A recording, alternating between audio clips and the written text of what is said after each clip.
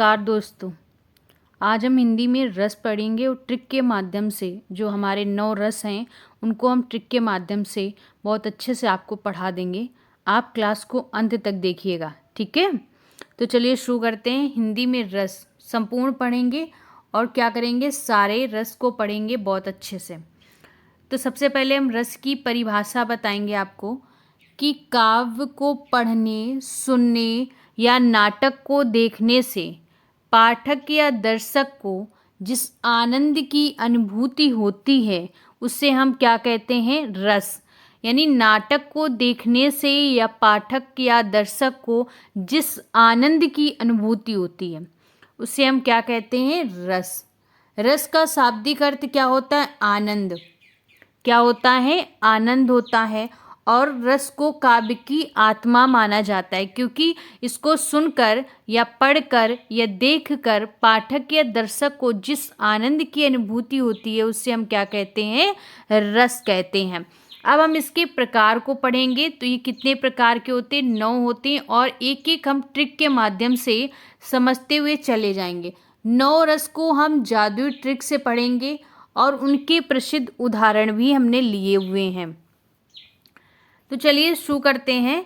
सबसे पहले हमारा मोस्ट इम्पॉर्टेंट संहार रस, जिसे हम क्या कहते हैं, रसराज के नाम से भी जानते हैं। जादू ट्रिक क्या होगी कि दुनिया में संहार वही करता है जिसे किसी से रति यानी प्रेम हो। कौन संहार करता है, जिसे किसी से रति यानी प्रेम हो। इसे हम क्या कहेंगे, रसराज कहेंगे। जब प्रेम होगा तभी तो संहार करेंगे, ठीक है। और स्थायी भाव क्या होता है, रति।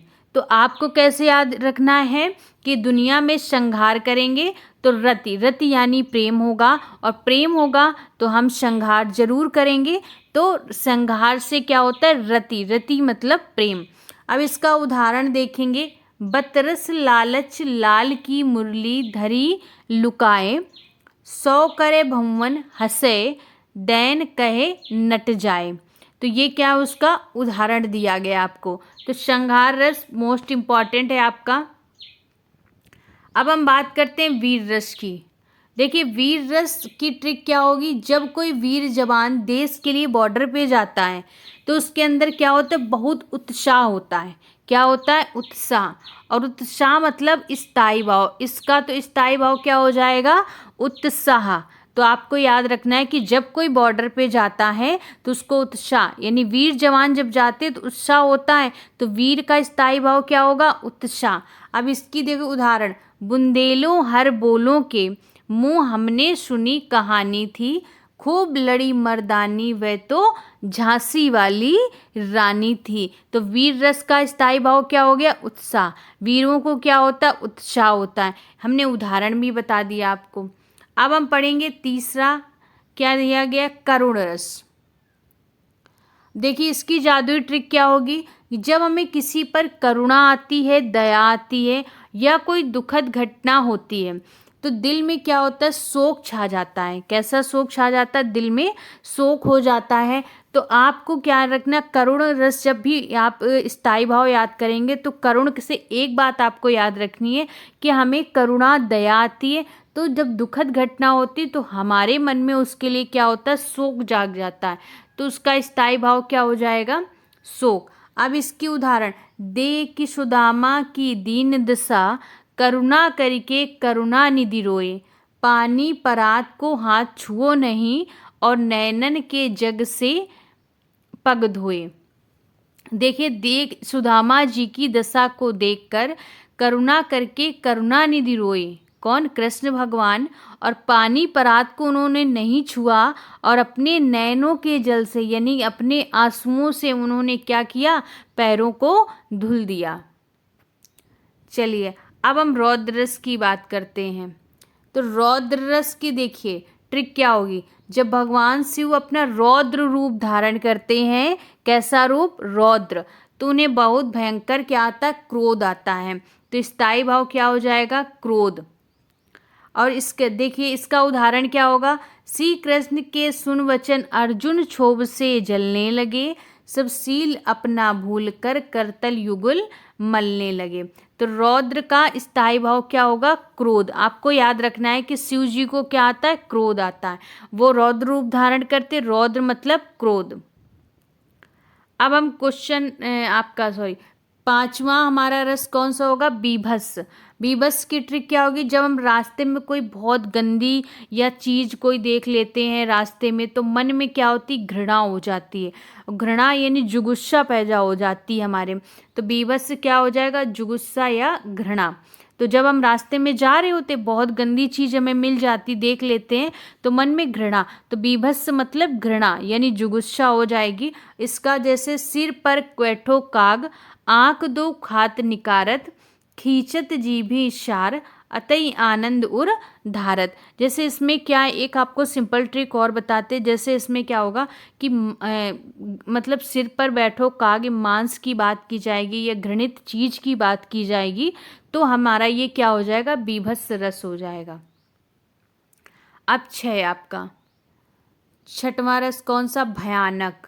अब इसके अगर अचानक आपके सामने कोई भयानक शेर या सांप आ जाता है, तो मन में क्या? तुरंत भय उत्पन्न हो जाता है, तुरंत आप डर जाते हैं। तो इसका स्थायी भयानक मतलब भय। ठीक है, तो इसका स्थायी भाव क्या हो जाएगा? भय। और इसका उदाहरण क्या होगा कि एक और अजगरई लखई, एक और मृगराय, विकल्प कोटि बीच ही परछो मूर्छा खाए। तो भयानक का स्थायी भाव क्या होगा? भय। अब हम अद्भुत की बात करते हैं। हमारा 7वां रस कौन सा हो जाएगा? अद्भुत। जब कोई बहुत अनोखी या अद्भुत चीज देखते, तो हमें क्या हो जाता है?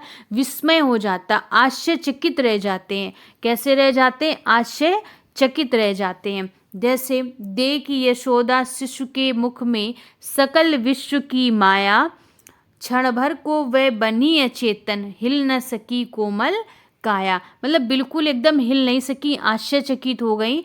तो अद्भुत रस क्या होगा? अद्भुत मतलब अद्भुत चीज को देखकर जब हमारे मन में हम अद्भुत चीज देख लेते, तो हमें विस्मय हो जाता है। तो अद्भुत से आप विस्मय याद रखेंगे, और इसका स्थायी भाव भी क्या होता है? विस्मय होता है।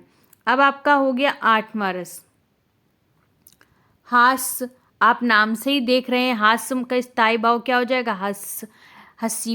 अभी जब कोई हास्य मजाकिया बात या वेशभूषा देखते हैं, जब हम लोग आपस में बात कर रहे होते हैं या मजाकिया हास्य रस बात करते हैं या वेशभूषा देखते हैं, तो चेहरे पे क्या आती? हंसी आ जाती है। तो हास्य का मतलब, हास्य रस का मतलब क्या होगा? हास्य। तो इसका स्थायी भाव क्या हो जाएगा? हास्य।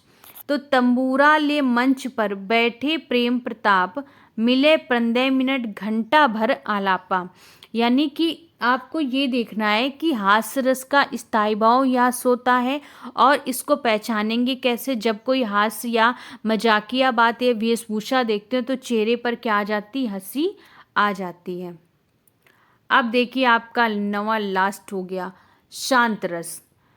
जब इंसान का मन पूरी तरह शांत हो जाता है, तो दुनिया के माया मोह से उसका वैराग्य हो जाता है, तो उसे हम क्या कहते हैं? निर्वेद।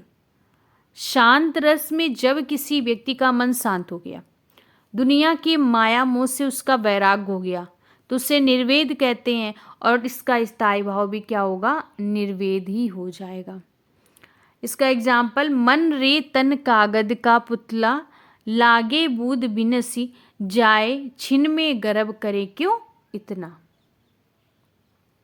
इसका उदाहरण भी बहुत इंपॉर्टेंट उदाहरण है, आप इसको याद रखिएगा। अब देखिए कुछ एग्जाम बूस्टर हमारा।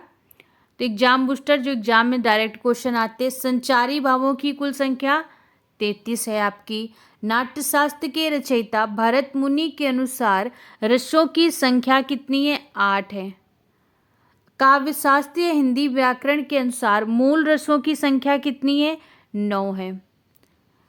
रसराज या रसों का राजा किसे कहा जाता है? किसे कहा जाता है? श्रृंगार रस को कहा जाता है। तो हमने आपको बताया किसे कहा जाता है? श्रृंगार रस को। तो देखिए हमारे रस कंप्लीट हो गए। ट्रिक के माध्यम से हमने रस को पढ़ लिया। आपको क्लास अच्छी लगे तो लाइक सब्सक्राइब जरूर कर दीजिएगा। धन्यवाद।